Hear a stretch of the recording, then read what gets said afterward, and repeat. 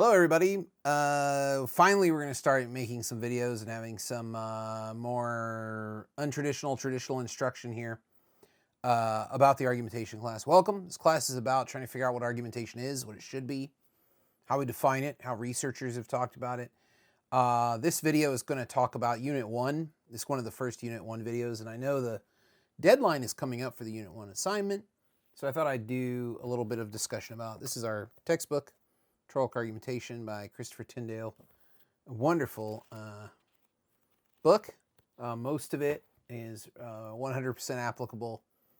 And then a couple of chapters are like 80% applicable to what we're doing. The purpose of the course is just to get you to think about what argument is, what it should be, what you think it is, how we define it, how should we define it, what should we use it for, and how should it be thought about. So there are a lot of complicated readings in the course. So anytime I think something is going to be tough, I'm going to make one of these videos. It's going to kind of focus you on questions to help you orient you and get you to look at the readings in a way that's helpful and productive and not a huge ball of stress that you won't be able to handle. That you'll freak out. I don't want you freaking out in here. I want you thinking. I wish I had thought about a cool phrase about that before I filmed. Like, I want you thinking instead of worrying. I want you hurrying to think critically. No, I don't like it. Rhetorical Argumentation is a book that looks at the history of the way argumentation has been discussed by scholars. And he's trying to offer a new way of thinking about it, where he takes traditional rhetorical theory, or ways of thinking about speech, and combines it with argumentation, which traditionally has been thought of as a topic. I mean, this would be traditionally like 30 years ago, as a topic for philosophy. So the philosophers were like, we're the ones who study what makes an argument good, what makes an argument believable, valid, true, all of that stuff. And he talks about that in the first two chapters quite extensively.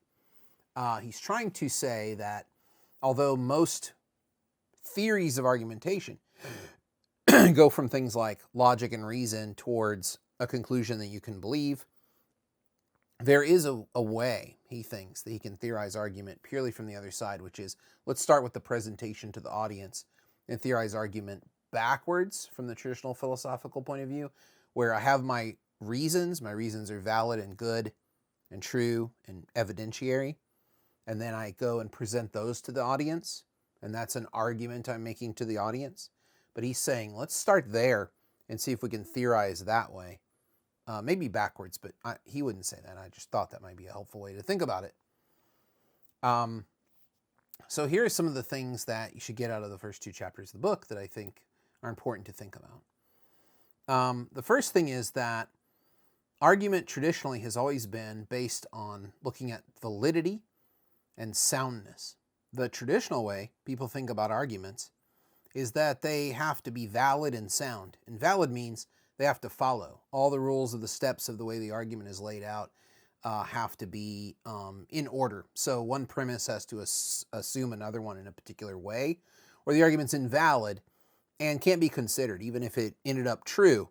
It's sort of like in junior high math, if you remember junior high math, how you could get the right answer, but if you didn't show your work, the teacher would not give you credit for the problem. That's pretty much the way argument was treated for a very long time by scholars. Soundness is a different concept. Soundness means that if the argument's valid, it should pass the look out the window test. It should relate to the world in some way, the way that we understand the world. So you can have a perfectly valid argument where everything follows each other, but it could be about aliens or about fictional creatures or a world where water doesn't evaporate or whatever you want to do to create your fantasy world. All of those things would be valid arguments, but they wouldn't be sound. So this is the traditional way to think about argument. And Tyndale says that this has changed quite a bit. Tyndale offers this definition, something to think about when you think about defining argument, that it's an activity that alters how we see the world by changing the way we think about things. So what does it mean to think about argumentation as an activity? I think that's an interesting word choice. something that people do. It's a doing, it's active, and it changes how we see the world by changing how we think. So there's a connection there between how we think about things and how we perceive and take in the world and understand the world, which is a little bit beyond maybe what you came into this class thinking argumentation might be. Argumentation is also a non-geographical space created by discourse. So it is a place that we can go that is not geographical, but a place that we go into in order to work things out through discourse. So it's discourse creating a space for consideration or a place where one examines things. Finally, he says argumentation is about more than disagreements, which might have surprised you when you read that. Argumentation is about understanding, and it is about achieving understanding more than it is about achieving agreement. It's not just about disagreeing, it's about working through why we understand something the way we do. This is something that's lost to a lot of people about argument, is argumentation and argument is epistemic. That is, it's a way of knowing, it's a way of figuring things out, like the scientific method, like mathematics. It's a way of creating knowledge.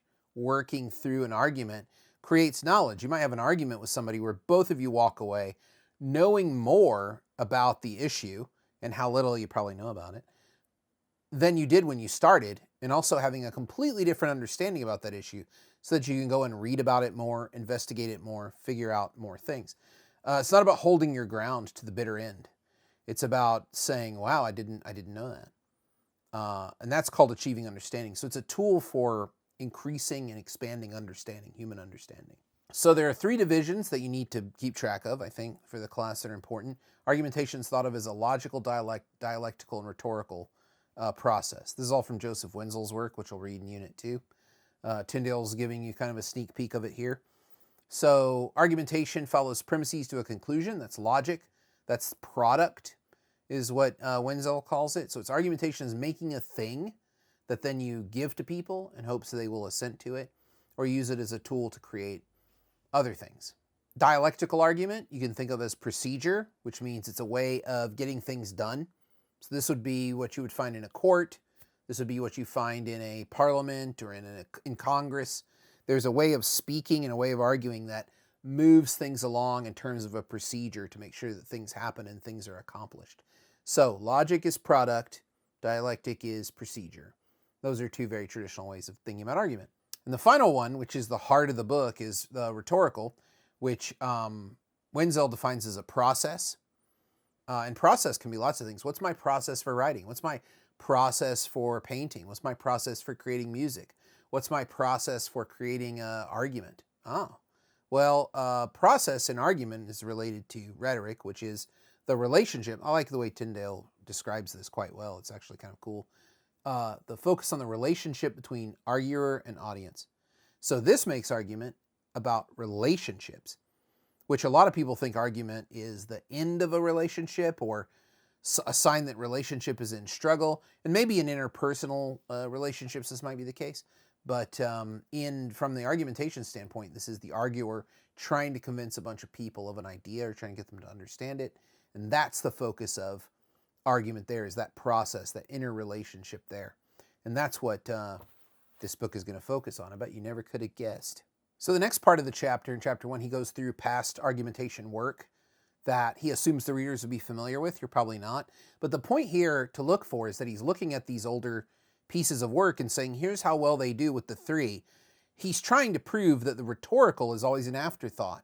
That's thought of as the last step. So think about a theory of argument where it's all about getting the validity of the argument together, making sure it's sound with plenty of evidence and external research. And once you have the perfect package, you go and then serve it to the audience. But from a position of like cooking, if we think about like cooking, how silly is that? You could create the most perfectly presented dish, everything's cooked perfectly, the flavors are balanced perfectly, and you bring it out to the audience and they're like, is there walnuts in this? I'm allergic to walnuts, I can't eat that. The audience has to be considered as an equal part with the process, with the dialectical, which is about exchange. He talks about Johnson's work, which is the dialectical and the logical together. Logic says it's this product that is immutable, but the dialectic would say, well, no, it's more of an exchange of these of the construction of this product between people. So that's an advance in Johnson's work, but not far enough for Tyndale because the rhetorical's left out almost completely. Pragmadialectics, the Dutch school, the work of Frans van Emeren and a whole host of other scholars who work on it around the world.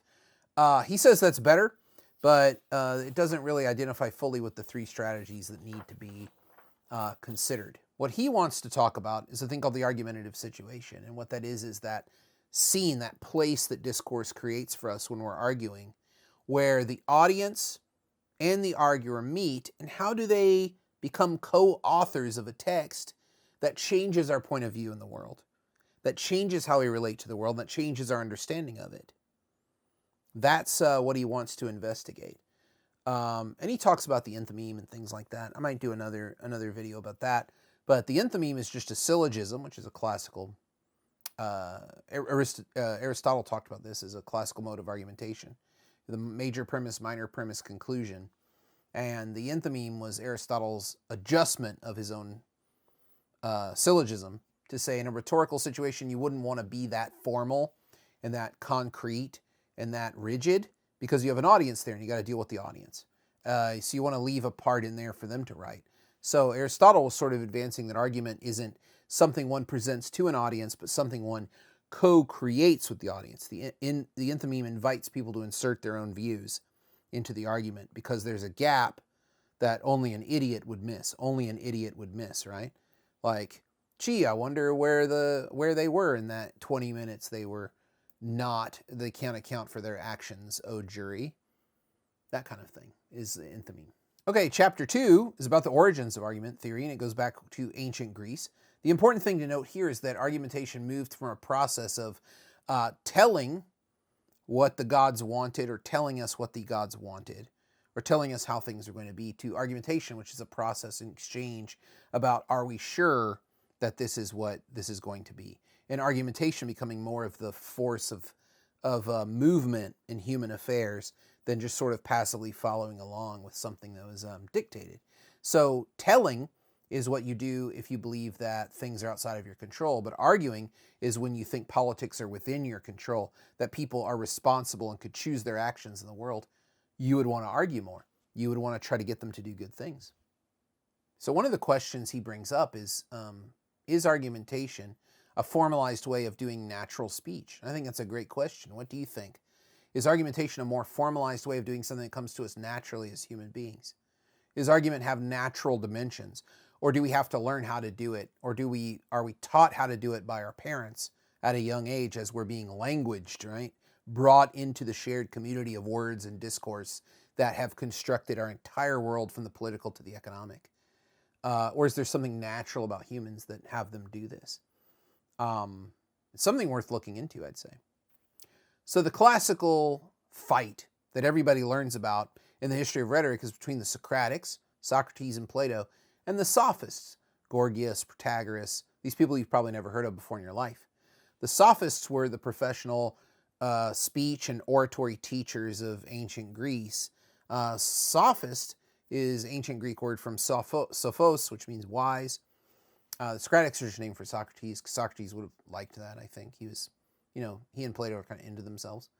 And what their fight about was how do you determine an argument is good? And that's the way Tyndale talks about their fight, which is a great way to reduce it.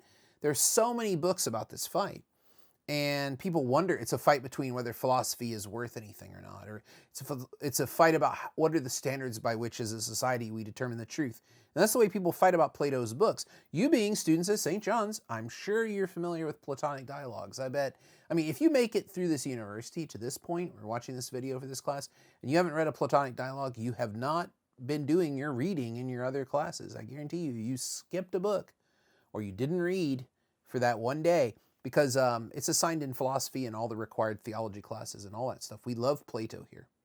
Now, Plato has his place. It's certainly not something that I am interested in. I don't necessarily agree with or follow.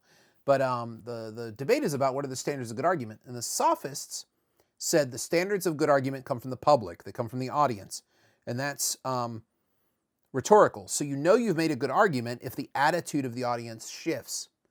For the Platonists and for the Socratics, that's not good enough. You have to have private standards of good argument, which is dialectical. That means the exchange has to be one that both parties are satisfied with in a way. And that satisfaction moves them forward on an agreed path of standards for finding what is true. And what is true to the Socratics and to Plato might not be something that either group would either assume, either side in the dialectic would assume, or be able to know without the process. And it might not even be amenable or happy to either one of them. So rhetoric, therefore, what the sophists are practicing, according to Tyndale, is the deployment of discourses in different social contexts. And I think that's a very cool way to think about it. So what do you think? What are the standards of good argument? That's something to think about. Where do they come from and how do we know? So the sophists advance a very competitive and opportunistic discourse compared to the Socratics. It's full of possibility, playfulness, and opportunity because it's shaped by the encounter and by the contingency around it. That might be a mode of argument you're not comfortable with. You might think of argument as the knife that cuts through the fog, that cuts away all of the extra stuff and leaves just the pure, the healthy remainder for society to consider. It cuts straight to the truth. That might be your model. You can defend that model if you'd like. But in this class, you want to think about what some of these other models are offering too, which is this idea that what happens if argumentation is considered to be a playful, open, opportunistic discourse, a place where transformation is possible, a place where the changing of attitude is possible, and new perceptions come out of everything that we engage in that place that the discourse of argument constructs. Then he turns his attention to fallacies, which is like that's like such a deep topic. We're going to talk about fallacies later on in the class. But fallacies ask the question, can an argument be wrong right out of the gate? At its birth, at its creation, can there be something structurally wrong with an argument to where it's just completely wrong from the get-go? And that's the question of fallacies. Another question, is argument meant to settle a difference of opinion? Now that's the Dutch school, that's pragmadialectics there. And he talks about that. Is that something that is good to talk about? I think I might have flipped my notes backwards, but well, yeah, I don't think it matters that much. We'll keep going.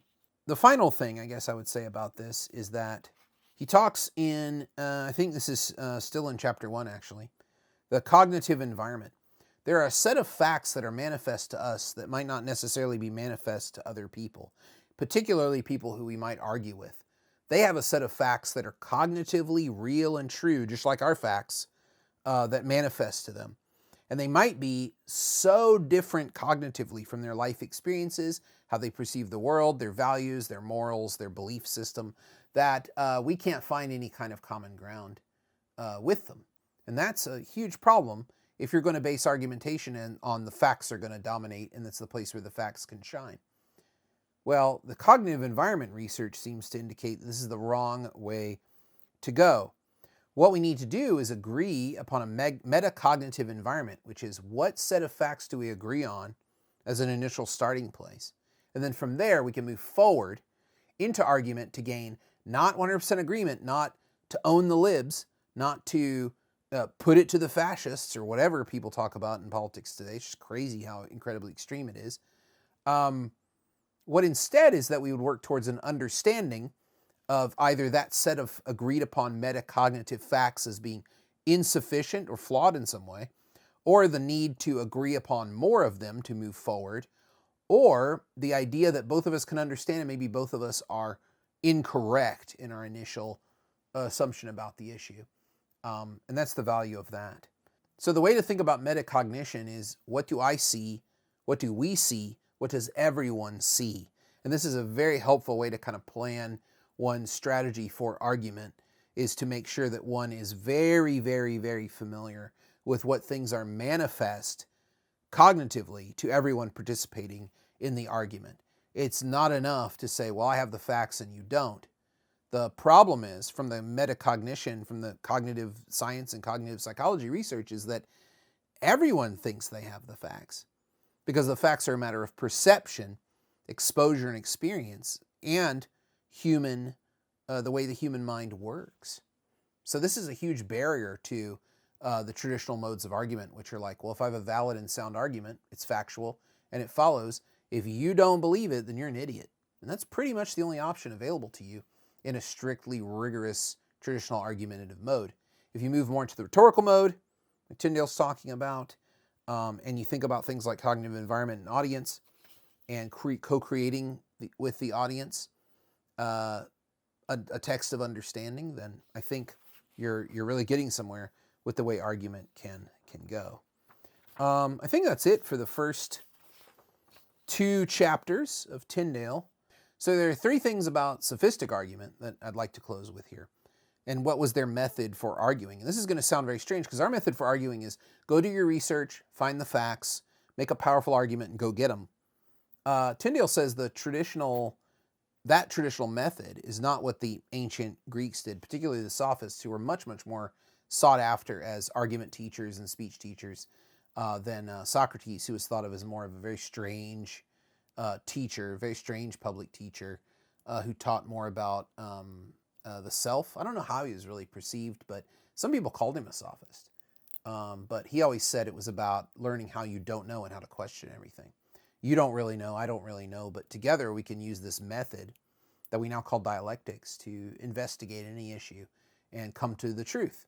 The Sophists weren't interested in that. They were like not sure if a truth really existed at the end of the line of questioning. So here's some of the things they did that Tyndale points out and I think are great. First of all, they would set opposites against each other as a productive way to start a discourse. So they take 2 opposites, put them together, and then talk about that relationship, them being together.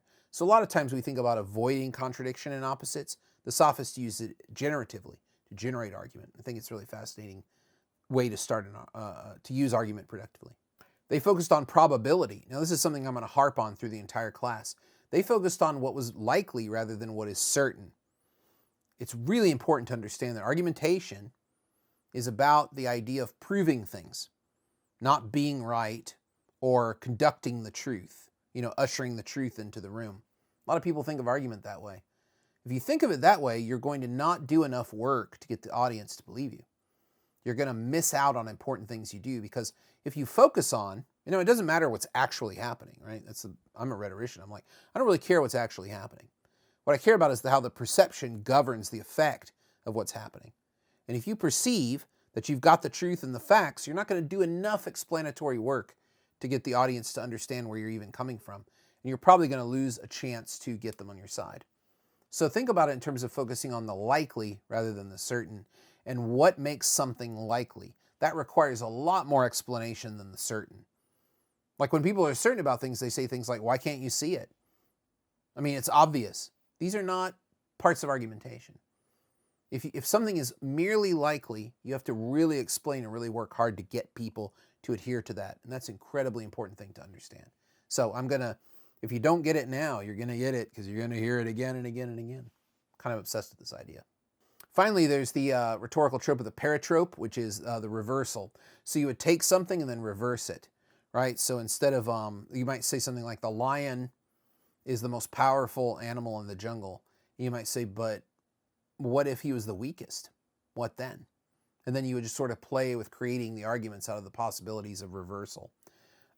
This isn't meant to be persuasive in the traditional political way. This is meant to create realities and create new understandings and create new relationships with reality. And that shows you the extent of the power of argument theorized through history. We have this incredibly narrow, incredibly Western European-centric notion of argument that we inherit, which is argument is about bashing people over the head with the truth and the facts until they relent or they say no more. But argumentation is a creative process about building relationships with other people. That's the way the Sophists saw it. And hopefully you kind of think of that as a kind of an interesting and productive way to start the class. More on this book as we go. Look forward to seeing what you write about it and what you write about some of the other articles in Unit 1. Anytime you see one of these videos, you want a video on one of the readings, just ask. I'll make one. Until next time.